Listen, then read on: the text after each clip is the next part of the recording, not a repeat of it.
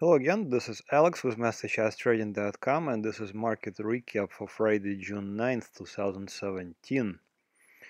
So we had a really violent Friday in the stock markets, especially NASDAQ, as it sold off really hard. Although we did hit fresh all-time highs on all major indices. Especially interesting that IWM hit fresh all-time highs despite various divergences. And financials, I think, also narrowly escaped a head and shoulders break. So overall, I still think the market is bullish. Bonds kind of more or less traded sideways this week. The dollar, I think, could be done dropping. And of course, if this is true, then this will weigh on gold. And lo and behold, gold is in the resistance zone. Also, there's a mild divergence on the chart of GDX. We'll see if this is the beginning of something bigger, or maybe it's just overbought conditions that are being worked off. Oil had another consecutive third week of dropping, but I think we may see some sort of a bottoming possibly, and we'll look at XLE as it approaches 52-week lows. And natural gas prints a somewhat indecisive bottoming candle. Okay, let's start with S&P 500 ETF SPY. So this is a fresh all-time highs here on Friday. Notice this really big amplitude candle. So sometime throughout the day, we were going to look, the candle was going to look something like this, like fully red candle. But then by the session's end, we saw buyers step in and we pushed the prices higher. Now, it's not necessarily a outright bullish candle. It's more of a spinning top indecisive candle. But nevertheless, these are all-time highs. And I think this is the dominant feature of this chart.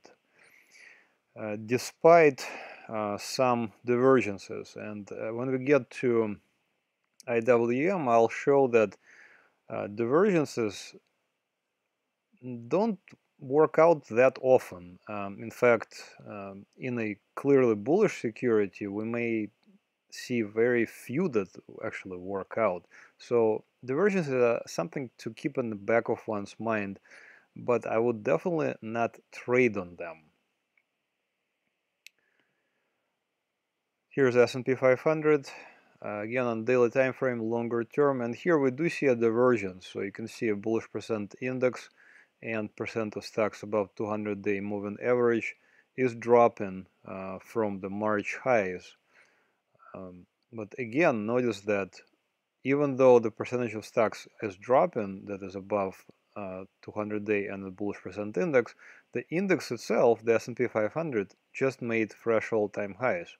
So even though we have this divergence, that does not mean that we're going to see a significant drop or any drop for that matter. We see right now we have a very clearly, strongly bullish stock market. So divergences may not work out basically. And again, I don't use them to trade. I use them to make a judgment call about an overall health of the market. And in absolute terms, the numbers for bullish percent index and percentage of stocks above 200 are very healthy. If this was around 20-30, I would be, well, very concerned.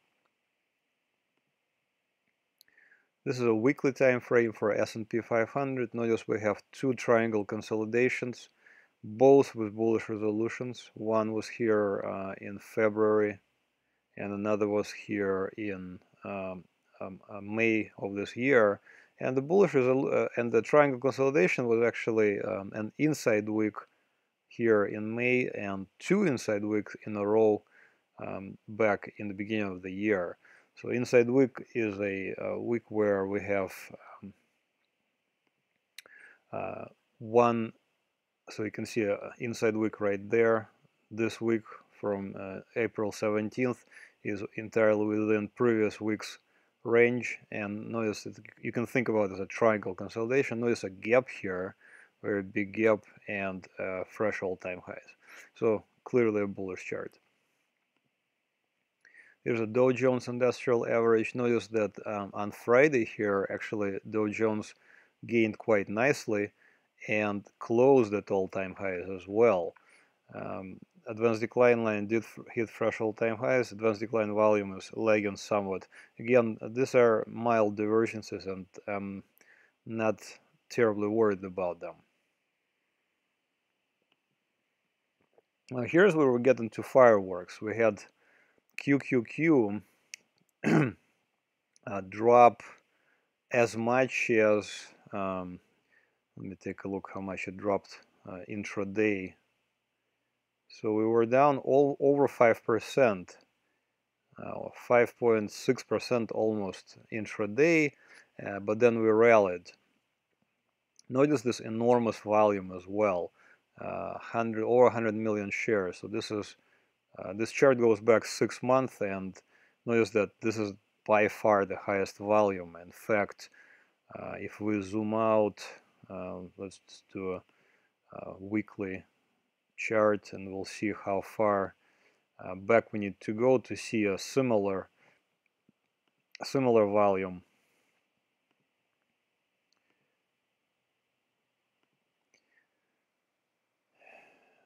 So it's really big volume on the weekly time frame. We have to go back to November of last year to see a similar pattern. Now, in general for QQQ, again, this is a very general statement.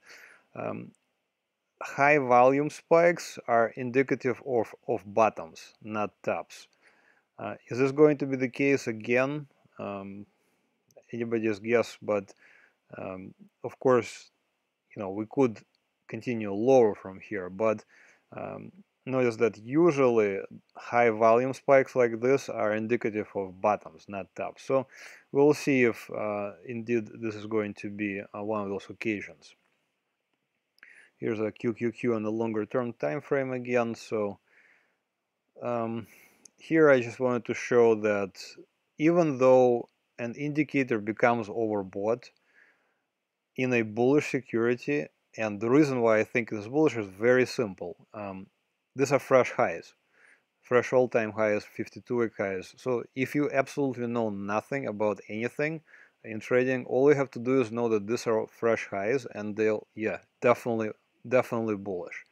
You should look for buying opportunities. So yes, it became overbought. Sometimes it became very overbought.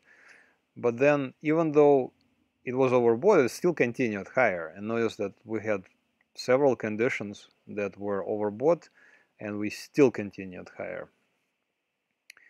Again, divergences, but again, in absolute term, these numbers for bullish percent index and percentage of stocks above 200 are very healthy. So we got over 70% of stocks on the buy signals. So of course, XLK, it was it's Apple dominated index, also saw a big drop here during the Friday's session. I think the biggest selling came through semiconductors. A lot of selling was concentrated in semiconductors, but not in biotech. QQQ is heavy in a lot of semiconductors, and quite a bit of biotech firms are actually traded there on Nasdaq as well. But notice that biotech really didn't really sell off that much. So from this, I can conclude that we saw sector-wise and industry group-wise, we saw selling in the semiconductor area. Of course, Apple is dominant, the 300-pound gorilla in Nasdaq, so you can see quite a strong drop for Apple. And of course, I was like, oh, why is this happening? So I just Googled, why did Apple fall?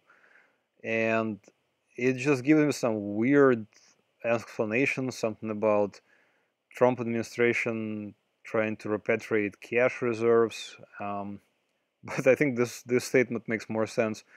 Whether the specific issue was in play is hard to say.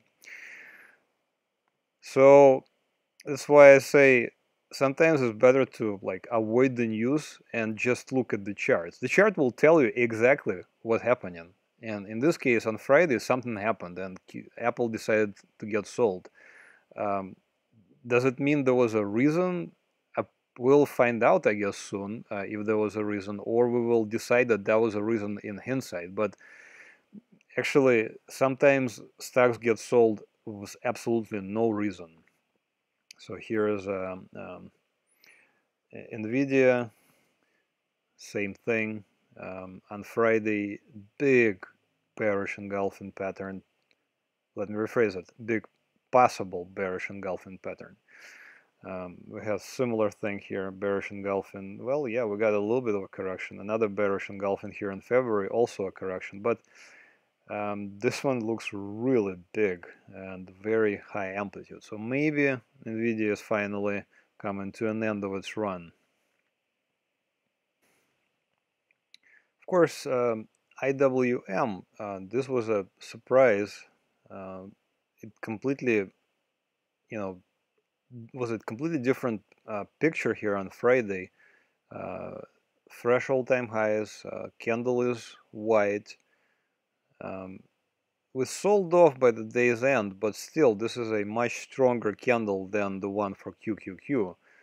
Notice that QQQ, well, let me show you this candle. A daily candle looked much worse. It looks like a very big bearish engulfing here. For IWM, we actually hit fresh highs. Yeah, we did pull back. Maybe this is a shooting star, but it's kind of not a confirmed one. The important thing, of course, here is all-time highs. Advanced decline lines at approaching all-time highs. So this is I think it's still a bullish chart, albeit very choppy. You can see it's quite a bit of chop here. So if you like to trade IWM, be prepared for this kind of choppiness.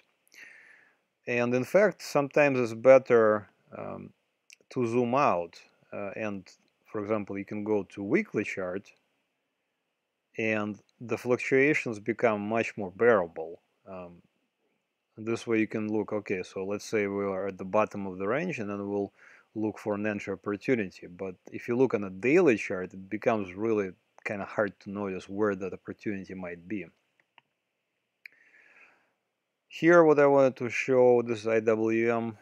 We have a continuing trend line to fresh all-time highs, yet RSI continues to trend lower. Does it mean anything? In isolation, probably not. This just means that the momentum back here in November was stronger than the momentum it is now. Does it mean we're going to have an imminent 5 to 10% correction, or we're going to simply continue higher at a lower momentum? I'm not a big fan of momentum divergences in general, so overall I would say that this is something to keep quite far in the back of one's mind, and more importantly would be to concentrate on price action. What kind of candles are we getting? Are we making fresh highs? Are we breaking support? And the same thing goes here. You can see percent of stocks above 200-day. It's been dropping, yeah. So we're now in the 50s. But once again, I think I would, not worry until we get to like 20s or 30s. And then maybe if all indices, including S&P 500, are breaking support and are pushing lower, and their numbers, internal numbers, are getting worse and worse, then we will say maybe we're switching to bear market. But right now, I think we're clearly in a bullish territory. Financials, very strong move here, and if you listen to my previous videos, I pointed out this potential, head and shoulders pattern, well, up to here. And in fact, look at this, we had a gap and we almost got to April lows, but I think now we can say that we have successfully retested April lows and rallied off of them. And for the general market, I think it's really good news. because financials are quite a significant part of the S&P 500, and additionally, small cap financials are a big part of IWM as well. So I think the strength in IWM is due in part to quite a strong move by the financials in general. The rest of the funds, the consumer discretionary, this is a normal pullback from threshold time, from recent all-time highs. Right now, I don't see anything out of the ordinary on this chart. So again, this is a normal pullback, and most likely it will be bought eventually. We don't know where, but eventually it will be bought. XLI, same thing. Maybe this was already being bought. Maybe it's already done correcting this minor pullback. XLP, consumer staples. Again, we had a big surge here in May, so we are entitled to a pullback of some sort, and internals are looking just awesome for XLP.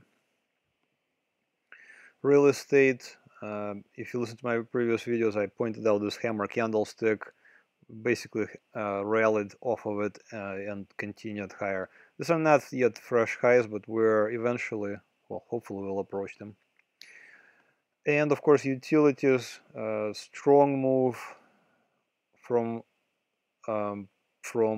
May lows to fresh all-time highs. Notice this reversal candlestick, a big black candlestick means that during the day we gapped up and then we sold off by the end. And then notice we continued to selling off for the past week or so. So overall, utilities, I think, one of the strongest sectors. I own utilities, and we at MasterChartsTrading.com, hopefully my subscribers, we actually bought in November, and I still have the position open from back then. And there's no really point of selling because this is clearly a bullish security. So overall, we had a really interesting and quite violent day on Friday, and now I wonder if QQQ has actually bottomed already and may rally higher, or if this is the beginning of something that is well, long overdue, a decent pullback of some sort. Okay, let's move on to bonds. So this is JNK weekly time frame. Here I wanted to point out basically that correlation between junk bonds and S&P 500 is very high. So as I keep saying, you can think of junk bonds as an extension of a stock market. You can see they're similar patterns really to S&P 500. So this week junk bonds lost 0.4%, while S&P lost 0.3%. So again, about the same. Major issues I don't see in this chart, so I think we're still in an uptrend for junk bonds. Okay, here's TLT, the 20-year plus Treasury bond fund. So I kept saying that we have quite a bit of buying pressure here present, and we came to fresh 2017 highs this week, but then we sold off. So we closed one of the gaps here. I think this is a bullish chart, and we actually traded, and I have a position open myself at MasterChartsTrading.com. Looks like we're attempting to bottom. Notice that we have a hollow red candle here already, so looks like we're attempting to bottom here. And most likely we'll move higher. So again, I don't know if TLT is signaling some sort of a warning for stocks. Quite possible. When stocks are moving higher and bonds are moving higher, somebody will be correct, but usually it's not both. Here, this is a relative chart, S&P 500 divided by TLT, and notice here in November into March, stocks clearly outperformed, but then since March, bonds actually have been doing quite well as well. I mean, this week we had stocks outperform, but overall, I would be, more comfortable if stocks, break above May highs here and continue higher.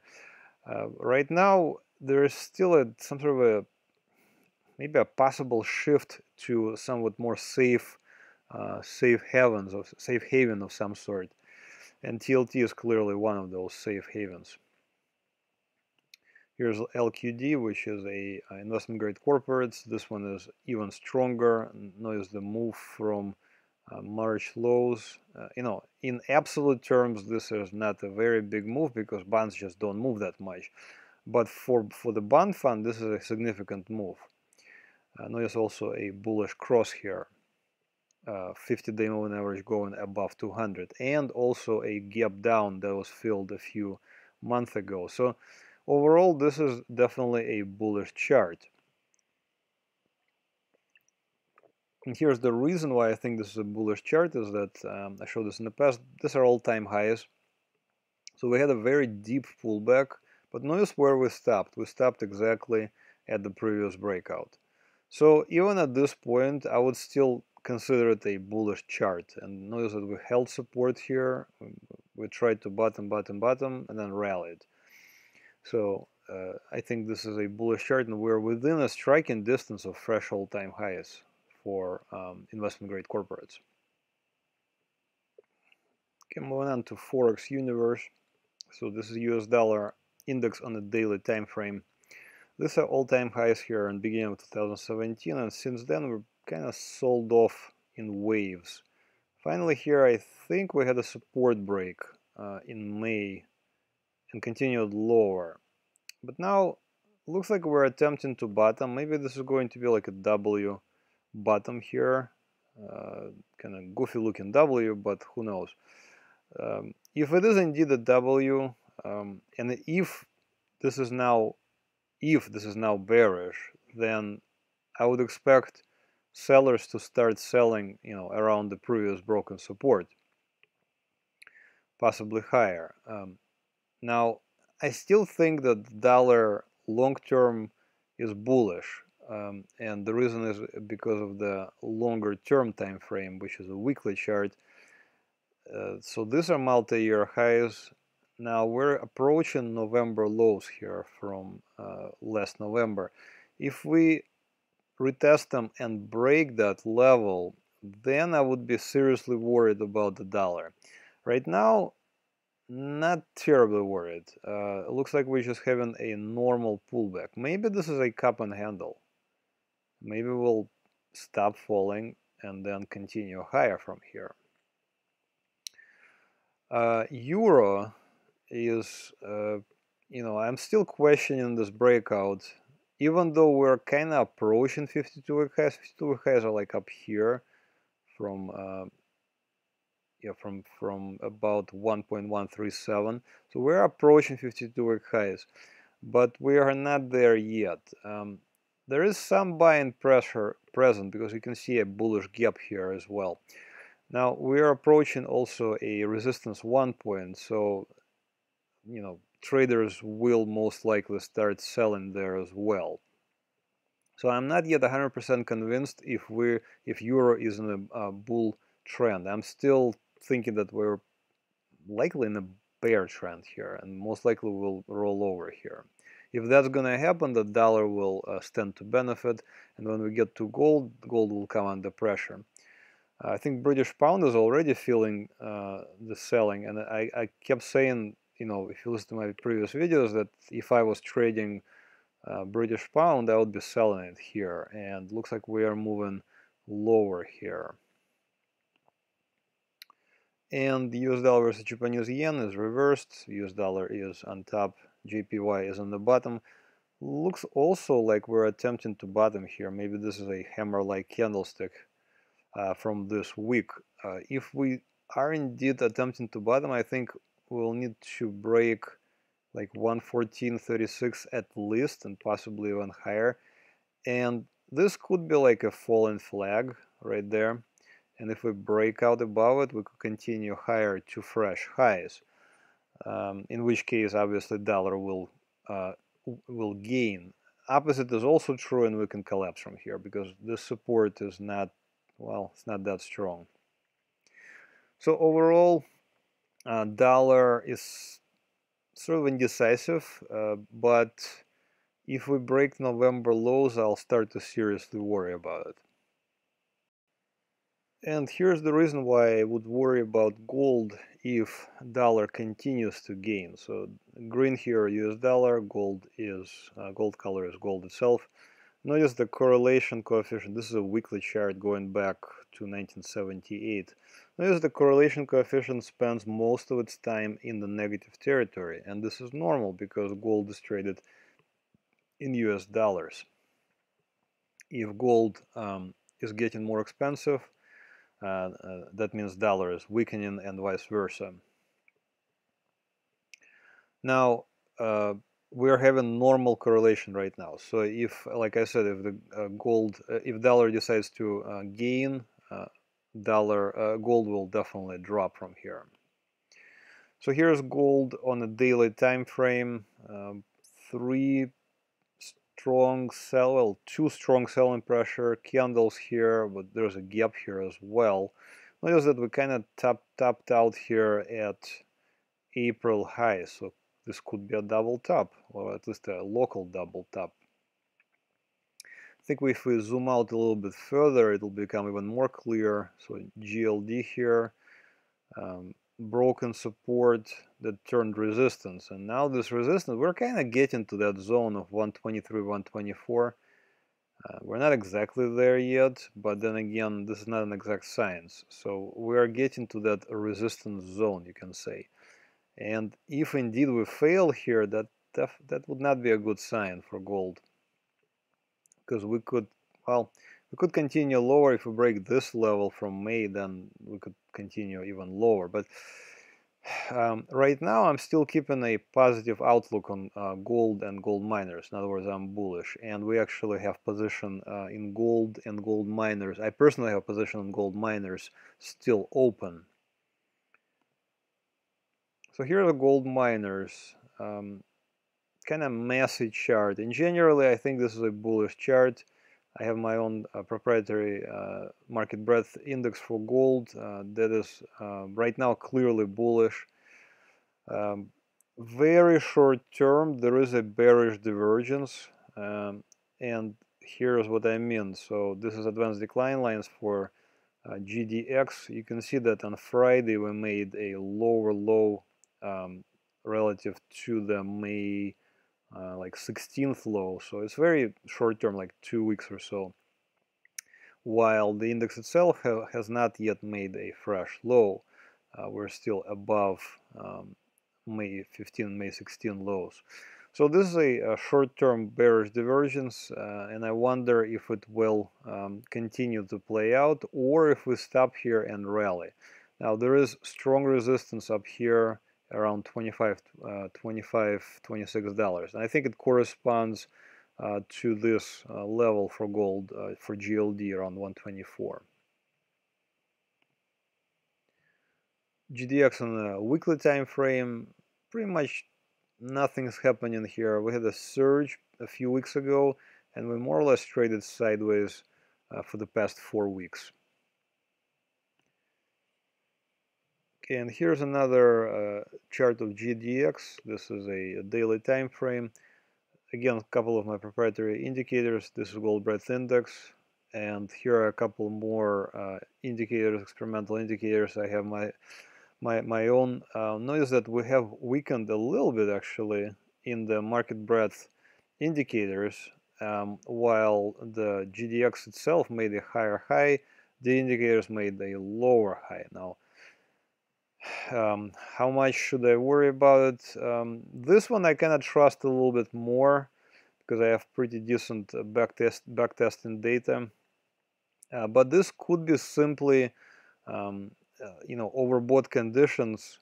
You can see that we're black here, and they were a little bit overbought here. So overbought conditions are being worked off.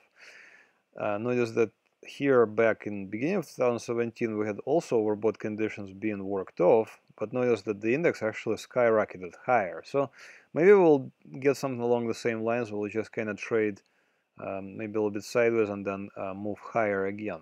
If we do take out $25, $26 here, this could be extremely bullish for GDX in the long term, and I think we could easily continue to fresh 52-week highs. Moving on to oil, so West Texas Intermediate light crude oil on daily time frame. So we had this rally here off the May lows. I was pretty sure that this was a short covering relief rally, and I was looking for failure. Now we got our failure here in mid-June, late June, and then we continued lower. In fact, this week we had a big red candlestick here. We're kind of tempting to bottom, but these candles are not that strong. I think we could easily retest May lows. Now if we break those lows, we could continue lower. So here are the May lows at 43.76 oil. Obviously there's quite a bit of support here, 43, 42, $43 area from previous trading. But if we take out those lows, then of course next up is $39. But I think if we take out those lows, we could continue significantly lower, possibly even to the 20s. Because I think oil is a bearish security. Now more local, more short term, we could see a bounce in oil and oil related. So here's XLE. In fact, Friday was a very strong day for oil related XLE here, plus 2.4%, while the rest of the market barely had any progress higher. I still think that XLE is bearish for multiple reasons. You can see very low readings, for example, here in bullish percent index, fresh lows and advanced decline lines. So, we have, for example, here a 200-day is above the 50-day. So multiple support break. There's a support break right there from March, and a successful rejection of the higher prices. So there are multiple reasons to be bearish on energy, and of course additionally energy is tied, XLE is tied to oil. So here's XLE on a weekly time frame, and I put XLE in the top part here and West Texas Intermediate in the bottom part here, and I showed this chart in the past. Notice that oil XLE started, for example, here in 2015.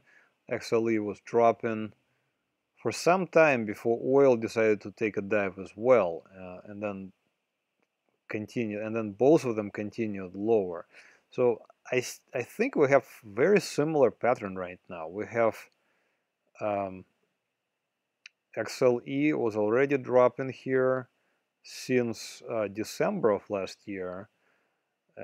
Notice here that when energy came, XLE, when it came to the 52-week lows, this is a 52-week channels here, and when 52-week lows were put in, it just collapsed. We just had a really steep drop from there, and oil really followed suit. So we're approaching 52-week lows, and if we do hit those 52-week lows, I think it would not be a good sign for XLE and by extension for oil. So again, my thesis, I think, is that we're bearish. I'm bearish on oil, and I think we will continue lower from here. Okay, I'm moving on to natural gas. This is a natural gas continuous contract on daily time frame. Big sell-off here from May into June. Looks like it's a bottoming pattern here, but on a weekly time frame, I'm not loving the candle. If only we had a close a little bit higher, I would be much more comfortable here, but looks like we may still see some back and forth here before we continue higher. I think this is a bullish security. Now, if we fail here and continue to like $2.50 and possibly break that level, that would not be a good sign, because this could be like a head and shoulders pattern. And if it is indeed a head and shoulders, then we could see substantial move lower for natural gas. But it hasn't yet happened, so I still think that this is a bullish chart. Alright, if you like what you're hearing and you found this video valuable, please hit the like button below. Of course, if you have any comments, please put them below the video as well, and obviously share this video with others. Sign up at MasterChartsTrading.com. You get a free month of trading. Additionally, I'm working on a VIP service, and some of my current subscribers are going to be getting that service, testing out that service. But in the very near future, I will start rolling out hopefully start rolling out the VIP service for MasterChartsTrading.com, and we're going to do mini swings and faster kind of trades, because usually we do like a swing trading. All right, thanks for watching, and have another great trading week. Bye-bye. So I wanted to show you how to find us on the internet. Please go to MasterChartsTrading.com. We do have a trade alert services which are live right now, so please consider signing up for the service. It's only $24.95 per month. Also, if you sign up for our mailing list, you get a discounted membership. You get to see what I'm buying and selling and which funds I'm looking at, potential buys, sells, etc. There's quite a bit of members-only content once you log in. There's a lot of information about risk control, which is actually extremely important for traders, because preservation of capital is really one of the paramount to the success in trading. There's quite a bit of psychology of videos, psychology of trading videos in the members only section as well.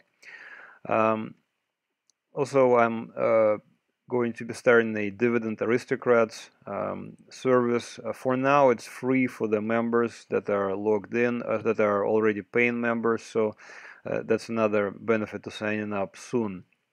The blog section shows the previous posts and market videos, of course. Also, I've added a new section here, which is FAQs, and I do get quite a bit of questions about various, ideas and questions about the market. So if you do have a question, please don't hesitate to send it in. Send it here, and I'll be hopefully I'll be able to answer it for you. All right, thanks for watching, and please consider signing up for the trailer services. Bye-bye.